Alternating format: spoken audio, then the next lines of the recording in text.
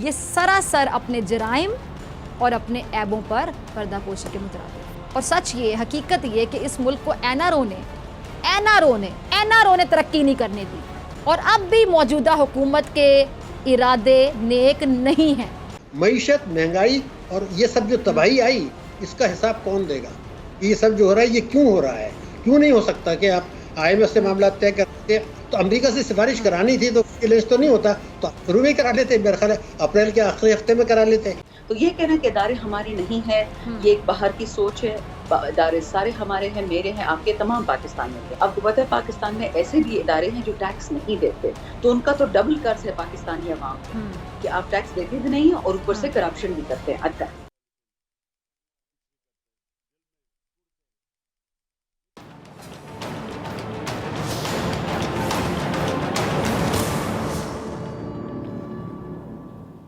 अस्सलाम वालेकुम नाजरीन, प्रोग्राम में खुशामदीद। आज बात होगी इमरान खान एहतजाज की कॉल देंगे, अगर साफ और शफाफ इंतखाबात ना हुए तो मज़ीद इंतशार होगा। कप्तान ने खबरदार कर दिया। लीगी रहनुमा कैसे करप्शन का दिफा कर रहे हैं, निफ्ता इस्माइल को किन से बड़ी उम्मीद है। लेकिन सबसे पहले चलते हैं आज की कहानी की जानिब। एक दफ़ा का जिक्र है कि एक शख्स जंगल के दरमियान से गुजर रहा था। उसने झाड़ियों के दरमियान एक सांप देखा। सांप ने उससे मदद की अपील की तो उसने एक लकड़ी की मदद से सांप को वहाँ से निकाला। सांप वहाँ पे फंसा हुआ था तो सांप ने मदद की अपील की। अच्छा, उसने लकड़ी की मदद से सांप को वहाँ से निकाल दिया, यानी मदद कर दी। अच्छा, बाहर आ गया सांप, और बाहर आते सांप ने कहा कि मैं तो तुम्हें डसूंगा। अब उस शख्स ने कहा कि मैंने तुम्हारे साथ नेकी की, तो मेरे साथ बदले में बुरा करना चाहते हो? सांप ने कहा कि हाँ, नेकी का जवाब बदी है।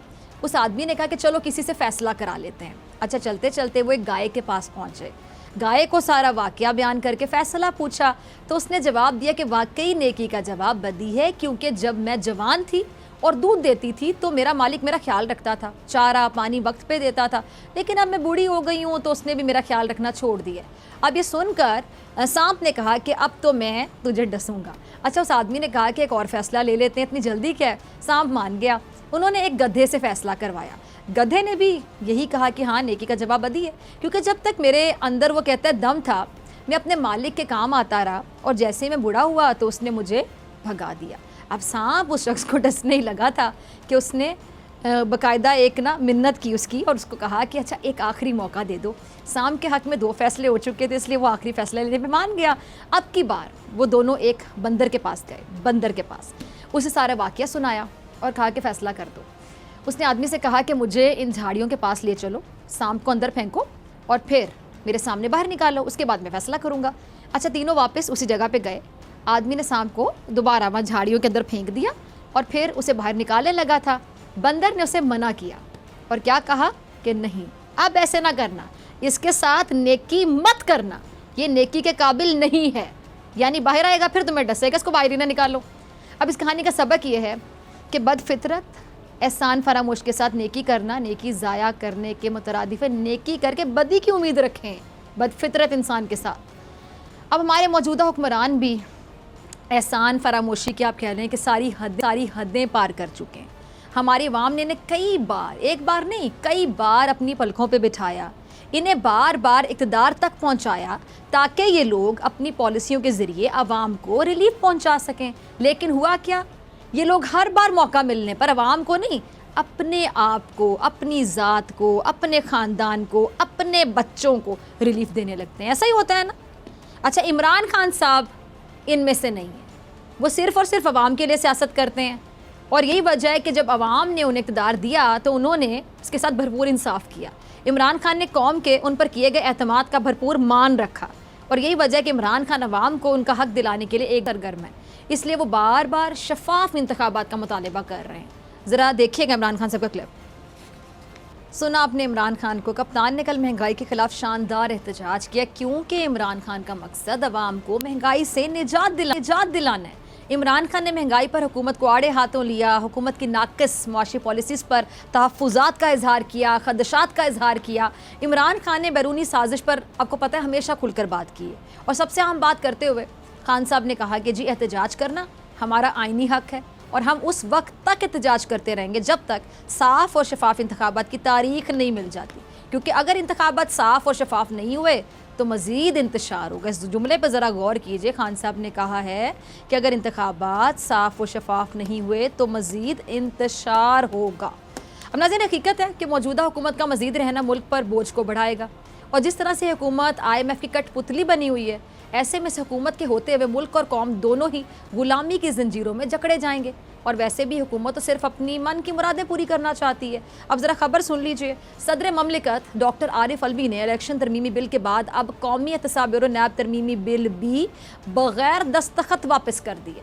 कौमी असम्बली और सेनेट से मंजूरी के बाद सदर को इस बिल को एक्ट बनाने के लिए वजारत पार्लिमानी अमूर ने अरसाल किया था, लेकिन आरिफ अलवी ने बिल पर दस्तखत नहीं किए। और सदर ने यह दस्तखत इसलिए नहीं किए क्योंकि सदर आरिफ अलवी भी ये बात अच्छे से जानते हैं कि इमरान खान ने इतनी मुश्किल से मनी लॉन्ड्रिंग के खिलाफ इकदाम करके मुल्क को एफएटीएफ ग्रे लिस्ट से बचाने के लिए भरपूर इकदाम किए, लेकिन मौजूदा हुकूमत के चलन से लगता है कि दोबारा मुल्क को उसी नहज पर लाने वाले हैं।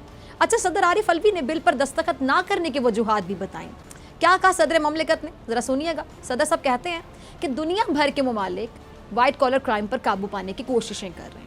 सियासी अनासर का काला धन जो कि टैक्स चोरी, जराइम और बदउनवानी के दीगर जराए से हासिल किया जाता है, कोई ऐसा निशान नहीं छोड़ता कि जिसका खोज लगाया जा सके। सदर मजीद कहते हैं कि जराए आमदन के बारे में सबूत पेश करना होते हैं, और जायदाद या दौलत कहाँ से और कैसे हासिल की। दौलत की मलकियत साबित करना इस्तगासा की, जबकि दौलत के जराए साबित करना मुलजिम की जिम्मेदारी है।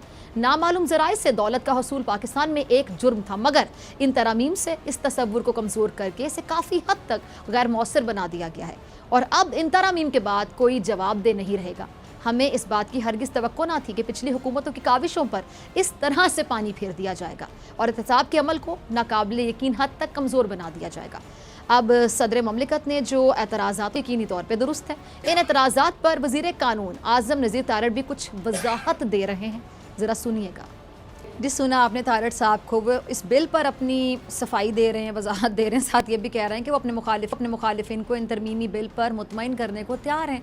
अब आज़म नज़ीर तारड़ साहब जो भी कहें, हकीकत ये है कि माजी में भी NRO जैसा जुल्म करके मुल्क लूटने वालों को फ़ायदा पहुंचाया गया, और अब भी यही काम अपने पूरे आबोताब के साथ अंजाम दिया जा रहा है। वज़ीर कानून अपने मुखालिफिन को मुतमईन करना चाहते हैं, लेकिन ना तहरीक इंसाफ वाले इन कवानीन की तरमीम से मुतमईन है, और ना ही अवाम इनसे मुतमईन है, और ना होंगे। क्यों?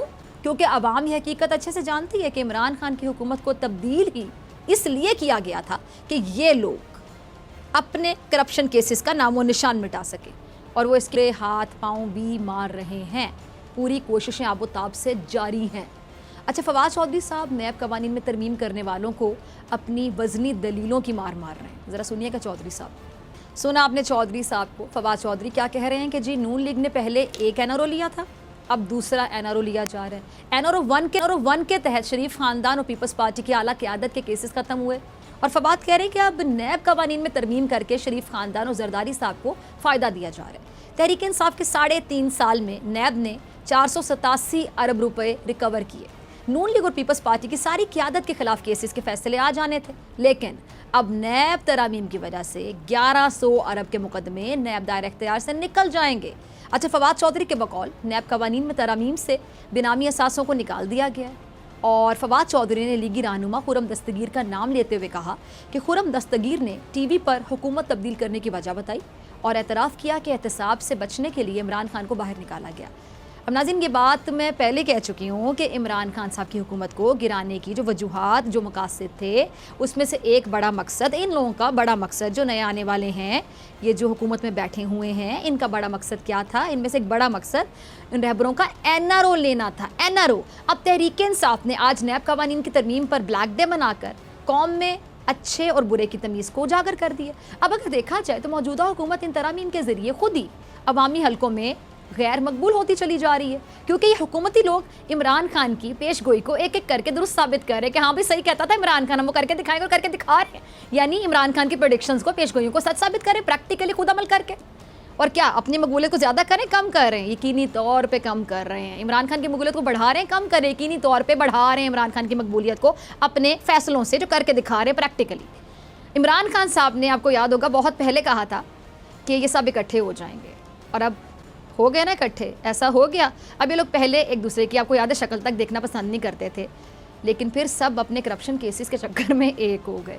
और फिर इमरान खान साहब ने जब ये कहा कि हुकूमत में आकर नैब को कमज़ोर कर देंगे, और अब क्या हो रहा है, वाकई ये इमरान खान की एक बात को सच साबित कर रहे हैं। मैं तो हैरान होती हूँ कि इमरान खान को फ़ायदा दे रहे हैं अगर देखा जाए तो। इमरान खान की हर पेशगोई को सच साबित करते चले जा रहे हैं प्रैक्टिकली।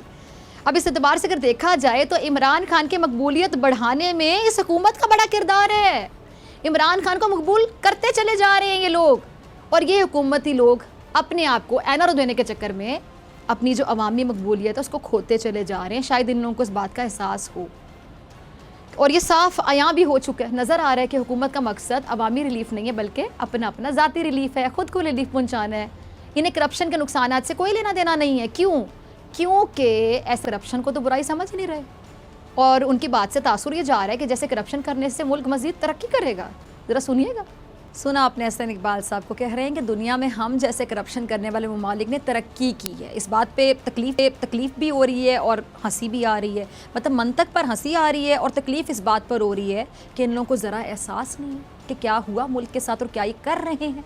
अब मुझे नहीं पता कि एहसन इकबाल साहब तरक्की किस चीज़ को कह रहे हैं। जैसे अब जो महंगाई हो रही है ना, तो उसका नाम इन्होंने मुश्किल फ़ैसले कर दिया, क्योंकि इनके दौर में हो रही तो वो मुश्किल फ़ैसले हैं, और वो मुश्किल फ़ैसले दिल पर पत्थर रख कर लिए जा रहे हैं। लेकिन किसी और के दौरे हुकूमत में हो, इमरान खान साहब के दौरे हुकूमत में था तो महंगाई थी, उस महंगाई से अवाम को छुटकारा दिलाना था। इमरान खान साहब इनको अजाब लगते थे मुल्क के लिए, बेचारी अवाम को इमरान खान से छुटकारा दिलाना था। लेकिन जब ये आए और उसी महंगाई को इमरान खान साहब से ज़्यादा महंगाई की, डॉलर ने माशाल्लाह बड़ी तरक्की की, अल्हम्दुलिल्लाह माशाल्लाह, जिस हसन हुसैन नवाज़ कहते हैं कि डॉलर ने तरक्की की मनाजिल तय की।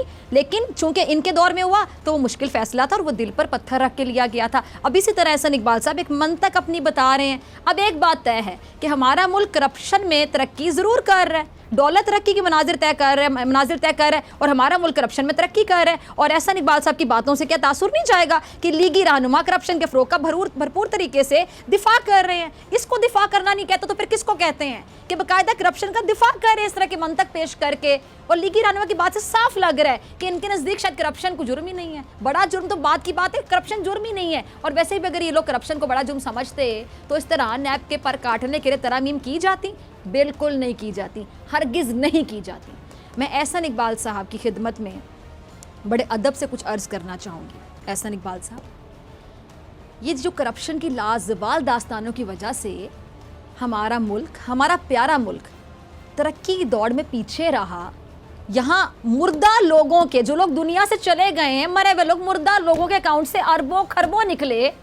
जो करप्शन की रकम थी, मनी लॉन्ड्रिंग के जरिए उस पैसे को मुंतकिल किया गया।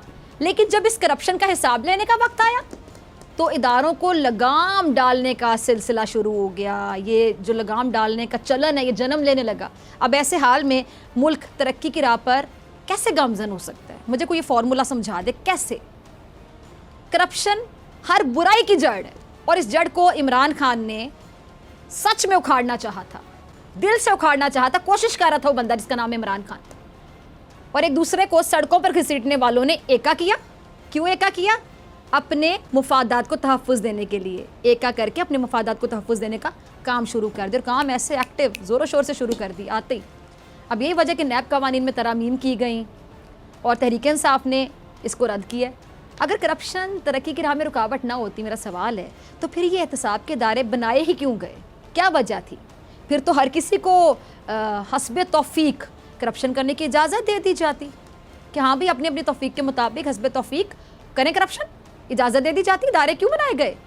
ये कहना कि करप्शन के साथ साथ मुल्क की तरक्की मुमकिन है, ये सरासर अपने जराइम और अपने ऐबों पर पर्दापोशी के मुतरादिफ। और सच ये, हकीकत ये कि इस मुल्क को एनआरओ ने तरक्की नहीं करने दी, और अब भी मौजूदा हुकूमत के इरादे नेक नहीं हैं, बल्कि हुकूमत की नीयत में मुकम्मल तौर पर फतूर आ चुके हैं। और यही वजह है कि हुकूमत लकीर के फ़कीर की मिसाल पर अमल करते हुए IMF के साथ अपने ताल्लुकात को मजबूत करने के लिए हाथ पाँव मार रही है। अच्छा, मिफ्ता इस्माइल तो अब आवाम को अपनी तरफ से खुशखबरी दे रहे हैं कि IMF का प्रोग्राम बस बहाल होने को है। और मिफ्ता साहब फरमाते हैं कि उम्मीद है कि IMF प्रोग्राम एक आध दिन में बहाल हो जाएगा, गरीब आवाम को रिलीफ मिलेगा, अमीरों पर टैक्स लगेगा। अल्लाह करे मिफ्ता साहब की बात दुरुस्त हो। लेकिन अब तक के हालात को अगर देखा जाए, अब तक के हालात क्या बताते हैं कि गरीब के हिस्से में रिलीफ की बजाय सिर्फ़ और सिर्फ तकलीफ़ आ रही है। और फिलहाल आवाम पर ही टैक्सों का बोझ डाला जा रहा है।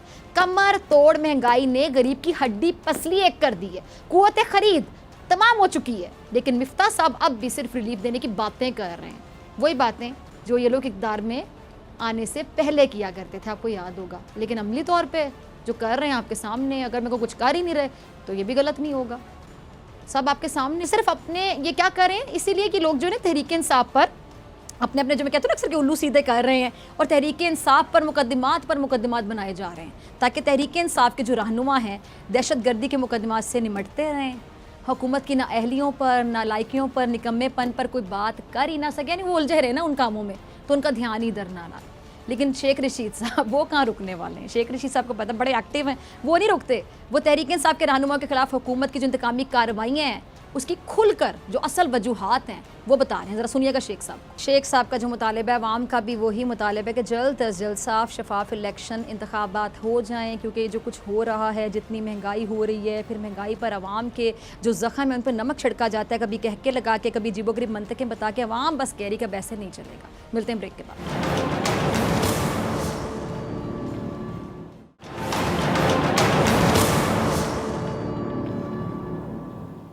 वेलकम बैक नाजरीन। इमरान खान साहब ने कहा है कि कवानीन में तरामीम से जराइम पेशा माफिया को NRO 2 दिया जाएगा। सदर ममलिकत ने नैब तरमीमी बिल में भी बगैर दस्तखत वापस कर दिया है। अब इस पर बात करने के लिए मेरे साथ मौजूद हैं शानदाना गुलजार साहिबा, सीनियर रहनुमा तहरीक इंसाफ। बहुत शुक्रिया मैम ज्वाइन करने के लिए। अच्छा, इमरान खान साहब ने कहा है कि आज पाकिस्तान की तारीख का स्याह दिन है। मुजरिमों की इम्पोर्टेड सरकार के तरमीम शुदा नैब कानून ने एहतसाब को दफन कर दिया है। क्या आपको नहीं लगता कि अगर तहरीक इंसाफ पार्लियामेंट में होती तो इन तरामीम को रोक सकती थी? शुक्रिया डॉक्टर साहिबा। इसमें 2-3 बातें हैं और उनको मैं लंबा नहीं कहूँ, क्योंकि हम सबको पता है अमेरिका की साजिश, वो साइफर, वो मुरासला, वो साजिश है, मुदाखलत है, और बस उसको भूल जाएं और आगे बढ़ें, और सुप्रीम कोर्ट को कोई जरूरत नहीं है जुडिशल कमीशन करने की, एक्सेट्रा एक्सेट्रा। वो बैकग्राउंड हमें पता है। इशू ये है कि जब आपका एक मेंबर $1 मिलियन पे यानी 20-25 करोड़ पे बिक जाता है, तो आप फिर असेंबली में मेजॉरिटी कैसे रखेंगे? हम थे 155, 20-22 चले गए नेशनल असेंबली से, हम 135 रह गए, राइट।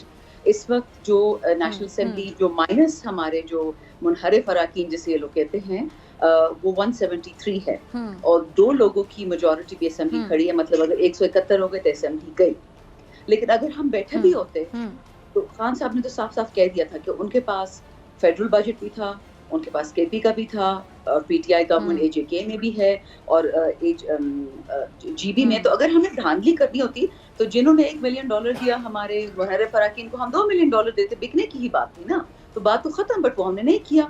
तो लिहाजा हम उस असेंबली तो हमारी मेजॉरिटी नहीं थी। अगर वहाँ बैठे भी होते हमें बहुत सख्त फ्रस्ट्रेशन होती कि हमने इस इम्पोर्टेड हुकूमत को तस्लीम किया, इस इम्पोर्टेड प्राइम मिनिस्टर को एक्सेप्ट किया जिसके 16 अरब के केसेस चल रहे हैं पिछले। और शुक्र अल्हम्दुलिल्लाह हम नहीं बैठे असेंबली में, जो हम चीज़ नहीं रोक सकते थे। आपने देख लिया कि FIA के केसेस में जितने लोग थे, शहबाज शरीफ और उनके बेटे के 5 लोग मिस्टीरियस हार्ट अटैक से, कोई सुसाइड से मर गया पिछले 5 हफ्तों में, वो भी हमारे पल्ले पड़ना था। तो इसी ना हम इनको रिकग्निशन देते हैं, ना हम इनको वो ऑनर देते हैं। और सुप्रीम कोर्ट का प्रियम्बल, जो आइन है हमारा, उसको प्रियम्बल देख लें कि पाकिस्तान में अगर हुकूमत होगी वो अवाम की मर्जी से होगी। ये अवाम की मर्जी की हुकूमत नहीं बैठी है, ये हैंडलेस की है, ये इम्पोर्टेड की है, ये जो हमारे आका है बैनुल अक़वामी उनकी है।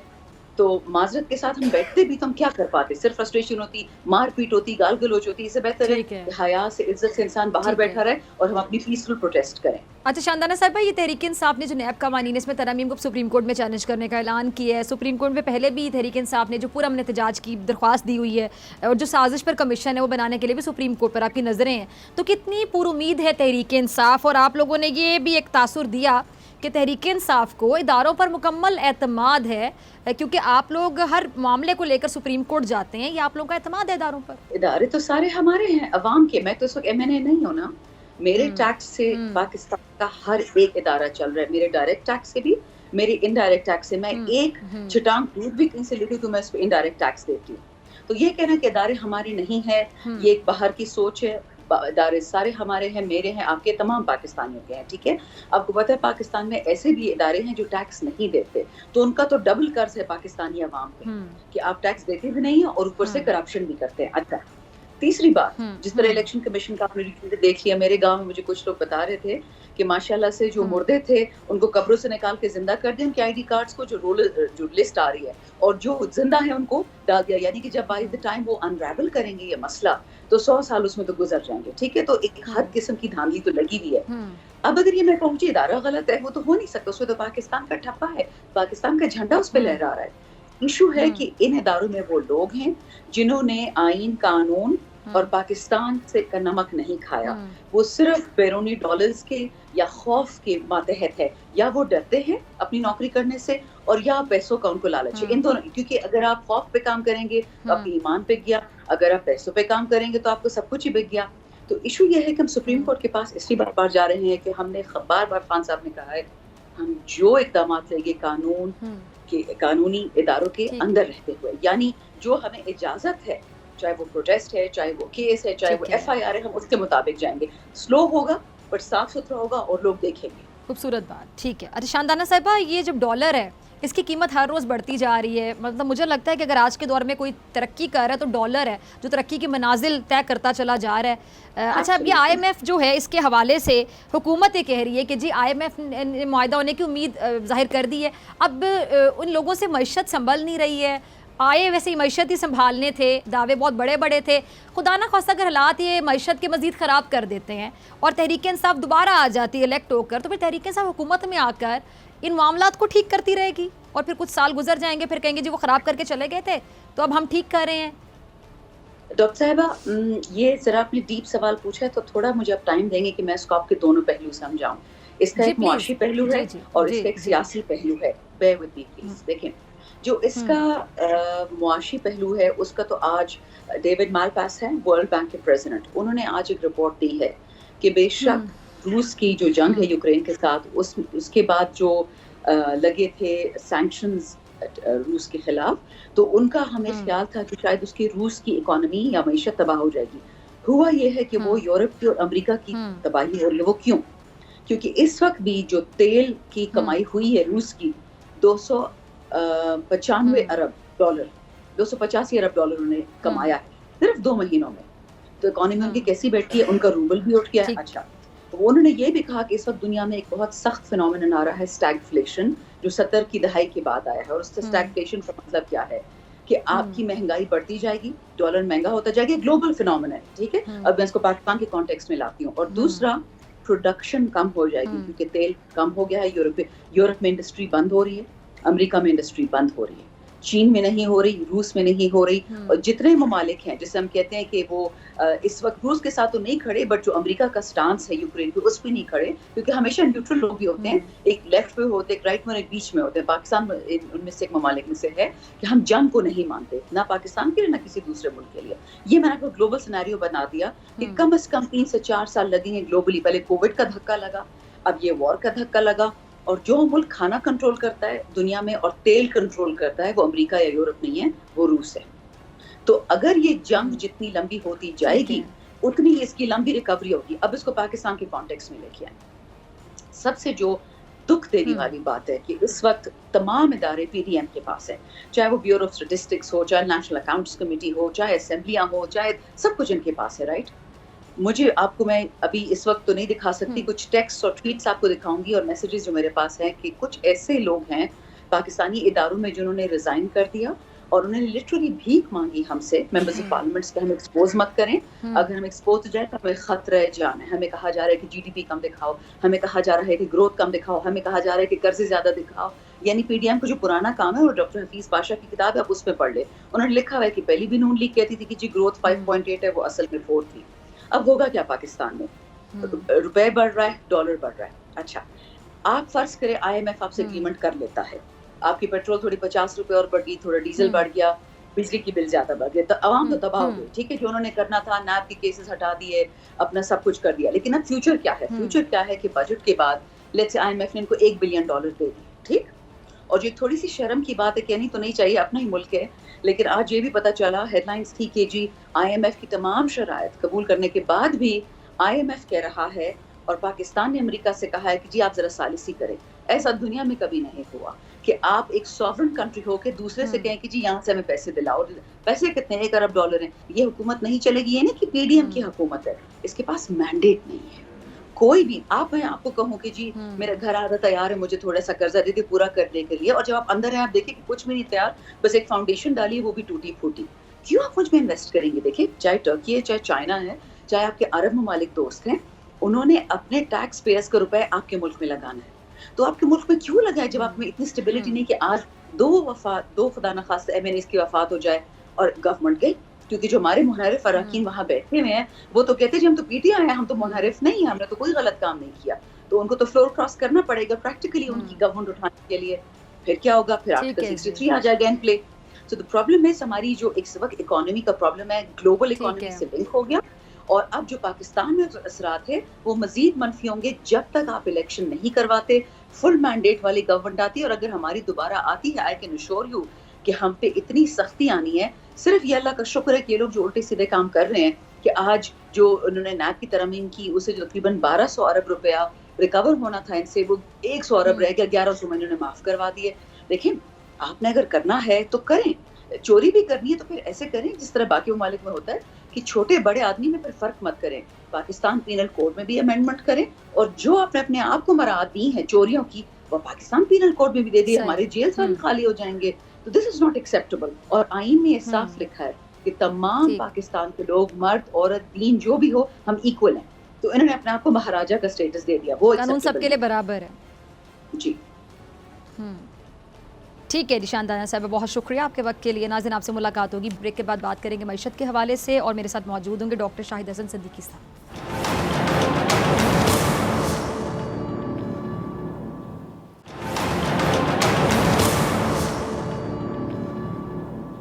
वेलकम बैक नाजरीन। अमरीकी डॉलर की ऊंची उड़ान जारी और नया रिकॉर्ड कायम कर दिया। IMF प्रोग्राम एक आध दिन में बहाल हो जाएगा, वजीर खजाना का बड़ा दावा। इस पर बात करने के लिए मेरे साथ मौजूद हैं सीनियर माहिर मुआशियात डॉक्टर शाहिद हसन सिद्दीकी साहब। डॉक्टर साहब, बहुत शुक्रिया ज्वाइन करने के लिए, वक्त देने के लिए। डॉक्टर साहब, डॉलर की जो कीमत है इस तरफ रफ्तार से तो इमरान खान साहब की हुकूमत में भी नहीं बढ़ी थी।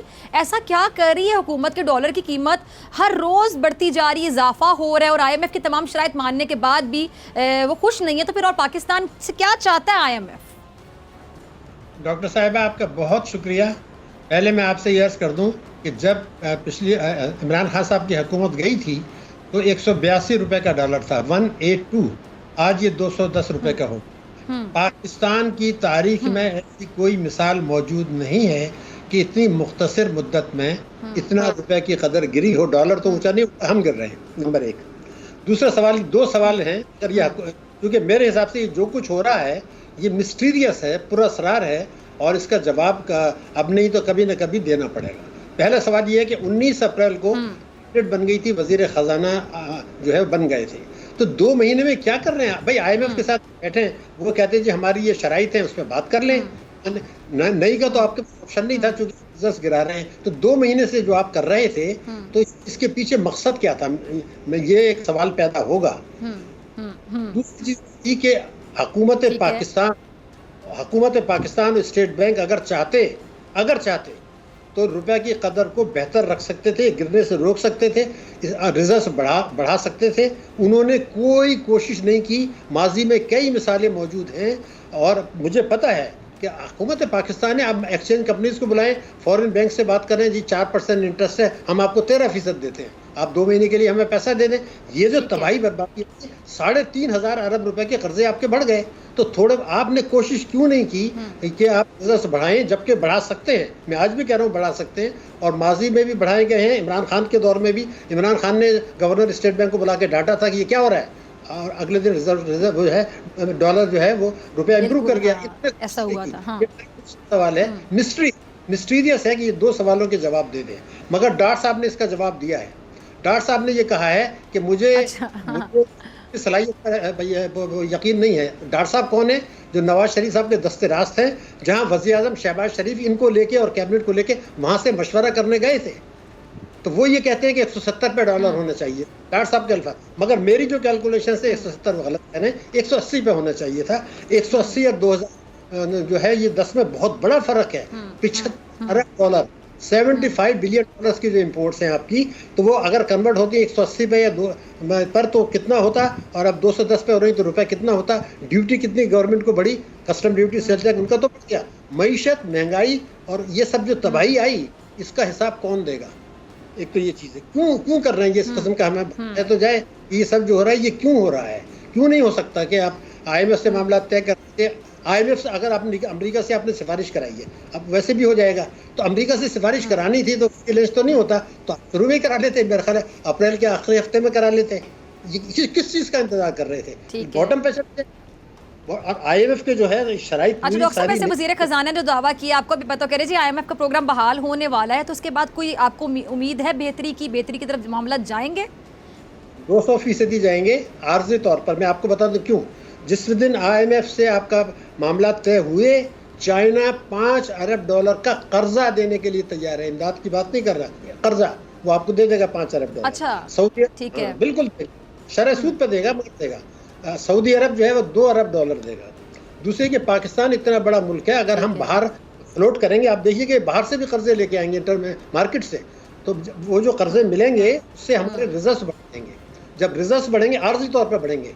और सबसे बड़ी बात ये होगी कि पाकिस्तान में कोई आदमी ये नहीं कहेगा कि पाकिस्तान डिफॉल्ट करने जा रहा है या बुहरान में ये खत्म हो जाएगा। मगर मैंने पहले दिन कहा था कि पाकिस्तान डिफॉल्ट करेगा, पाकिस्तान बैंकरप्ट नहीं होगा। अगर कोई ये कह रहा है कि पाकिस्तान डिफॉल्ट करेगा तो वो पाकिस्तान का दुश्मन है, कि मैं गारंटी कर रहा हूँ पाकिस्तान डिफॉल्ट कर ही नहीं सकता था। ये गलत कह रहे थे, सियासत हो रही थी, ये मैं पहले दिन से कह रहा हूँ। तो जब ये पैसे आपको मिलेंगे तो आपका रुपया बेहतर हो जाएगा, यकीनन बेहतर होगा। उसको ये कहेंगे अब ये जो गिर रहा है ये पिछली हुकूमत के खाते में डालेंगे, और जो बेहतरी आएगी वो कहेंगे हमारी पॉलिसी। भाई आपकी पॉलिसी नहीं है, ये जो कर्जे मिले हैं तो उसकी वजह से ये बेहतर हो गए। सीधी बात है, मोटा हिसाब है, इसमें कोई दो चीजें राय नहीं है। डॉक्टर साहब, आप बार बार आर्जी का लफ्ज़ यूज़ कर रहे हैं, इस पे ज़रा रोशनी डाल दीजिएगा। आप कह रहे हैं आर्जी तौर पर, ये ज़रा आम अल्फाज में नाजरीन को समझाइएगा। डॉक्टर साहिबा, बात बिल्कुल सिंपल है कि आपका हमारा ये देख लीजिए कि जुलाई से मैं अप्रैल तक का देख रहा था कि हमारा करंट अकाउंट का जो खसारा है वो $13.5 अरब का है, $13.5 अरब का, और पिछले साल इसी मुद्दत में $500 बिलियन का था। तो $14 अरब आपको एक साल का झटका लग रहा है। तो आपको ये जो पैसे मिलेंगे तो ये तो जल्दी आप खा जाएंगे, सीधी बात है। तो इससे पहले 1993 से 7 दफ़े ऐसे ही हो चुका है, 7 टाइम्स, कि आप IMF के पास जाते हैं, कर्जे मिलते हैं, तो हालात बेहतर होते हैं, फिर आप लूटमार शुरू कर देते हैं, खाना पीना इधर उधर, शाना अखराजात, गैर ज़रूरी इम्पोर्ट्स। अब अगर हमारे इम्पोर्ट्स जो हैं $15 अरब बढ़ी हैं एक साल में, तो अब आप कह रहे हैं मैं $100 अरब कम कर दूंगा, नहीं होगा। और चूंकि जिसके बाद कंफर्ट जोन में आ जाएंगे आप, तो आज जो बात है, प्रेशर है हुकूमत के ऊपर, वो ख़त्म हो जाएगा। तो फिर जो इनके पार्टनर्स हैं, कोalition पार्टनर, वो कहेंगे जी थोड़ी तंगी हो गई 2-4 हफ्ते से, अब ज़रा हमारा हिसाब करें हमारे साथ। तो ये खेल तो खेल हो रहा है ना, खिलवाड़ हो रहा है ना पाकिस्तान के साथ। इसलिए कि मैं तो ये बात जानता हूँ 1958 से अब शहबाज शरीफ 23 में वज़ीर आज़म है जो IMF के पास जाने की बात कर रहे हैं, 1958 से अब तक, और आज़ादी के बाद से अब तक 23 दफ़े हम IMF के पास गए हैं। अच्छा डॉक्टर साहब, आपने एक और बात सुनी होगी, ये क्या करते हैं जी हुकूमत वाले, क्या करते हैं कि पहली बात तो है कि ये इमरान खान साहब की हुकूमत को घर भेजने की बड़ी जल्दी थी, और सबसे पहले जब PDM इत्तेहाद बना था, मैं बार बार जिक्र करती हूँ प्रोग्राम में, एक गैर फितरी सा इत्तेहाद बना था, मौलाना साहब ने इसको लीड किया था। तो उस इत्तेहाद को बनाने की पहली वजह जो बताई गई थी कि जी आवाम को महंगाई से छुटकारा दिलाना है, आपको याद होगा। अच्छा, अब ये आ गए हैं, किस तरह का छुटकारा दिला रहे हैं, आवाम को भी अच्छी तरह से समझ आ गई और सबको लग पता गया कि इस तरह छुटकारा इन्होंने दिलाना था, कि होमवर्क कोई था नहीं, सोल्यूशन कोई था नहीं। अच्छा, दूसरी बात है, बड़ी मैं ढिठाई तो नहीं बोलूँगी, बड़ी मतलब स्मार्टनेस का मुजाहरा किया जाता है कि जहन को इस्तेमाल करते हुए कह लें, बड़ी चालाकी से, होशियारी से सारा मलबा इमरान खान साहब की हुकूमत में गिरा दिया जाता है। अगर इमरान खान साहब की हुकूमत में मलबे गिराने थे तो फिर इन्होंने आके क्या करना था? देखिए, बात ये थी कि सारा खेल जो है lust for money, lust for power, इक़्तिदार और पैसे की जंग है सारी, और कुछ भी नहीं है। तो अगर इस दौरान में कुछ केसेस सेटल हो जाते हैं, कुर्सी की जंग नहीं, अपने जो इनके पर्सनल केसेस हैं वो भी तो सेटल होंगे ना। तो देखिए ना, पाकिस्तान, मैंने आपसे पहले भी कहा था, चाहे किसी को बुरा लगे भले, मुल्की अशराफिया, बैरूनी अशराफिया, इनके गठजोड़ से मुल्क चल रहा है। अब मुल्की अशराफिया जो है वो उसका मईशत से, आम से कोई ताल्लुक नहीं है। महंगाई तो मैं आपको आज कह रहा हूँ कि लाख कोशिश कर लें, अगले 3 महीने में महंगाई जो आज है उससे बहुत ज़्यादा होगी। अगर मिफ्ता इस्माइल कहते नहीं होगी तो ज़रा आके बात कर लें, कैसे नहीं होगी, बिल्कुल बढ़ेगी महंगाई। वो इनका एजेंडा नहीं है। ये तो आप बातें कर रहे हैं ना महंगाई की, भाई महंगाई का ये तो अपना देखना है कि हम इन्होंने आईएमएफ से एक और दरखास्त भी कर दी है। उन्होंने ये नहीं, अगर ये चाहते तो पेट्रोल पे कुछ कंसेशन दे सकते थे, मगर इन्होंने क्या कहा मैं आपको बताऊं। इन्होंने ये कहा कि जो आपने हमें $3 अरब दे, $6 अरब का कर्जा, इसको $8 अरब कर दें, $2 अरब हमें और एक्स्ट्रा दे दें, और जो सितंबर 22 में हो रहा है इसको जून तक ले जाएं, ताकि मेरे दौर में इससे मिलती रहें, बाद में कोई देखा जाएगा बाद में। इस वक्त जो है खेल कुछ और चल रहा है, ये वो अपना खेल कर रहे हैं। उसके बाद जब ये कर्जे आने शुरू होंगे, फला सब कुछ होगा, तो कुछ अर्से पहले एक रिलीफ का पैकेज की बात शुरू होगी, रिलीफ पैकेजेस दिया करेंगे। ठीक है जी, बिल्कुल। और उसमें मगर यह है कि आवाम वोटों से इलेक्शन से कुछ देर पहले मुझे भी पता, सिंध की मिसाल आप देख लीजिए, आवाम के वोटों से थोड़ी जीतते हैं। ये तो अशराफिया है जो कि मिलजुल के आपको जो है वो वोट दिलाए जाते हैं, जिनको आप इलेक्टेबल्स आपके साथ जितने होंगे आप इलेक्शन जीत जाएंगे। इलेक्टेबल्स, आवाम नहीं, इलेक्टेबल्स। डॉक्टर साहब बहुत शुक्रिया वक्त देने के लिए। इसी के साथ मुझे आपसे मुलाकात होगी इंशाल्लाह कल, सेम टाइम सेम चैनल। अगर ज़िंदगी ने वफा की, दुआओं में याद रखिएगा, अपना बहुत ख्याल रखिएगा। अल्लाह निगहबान।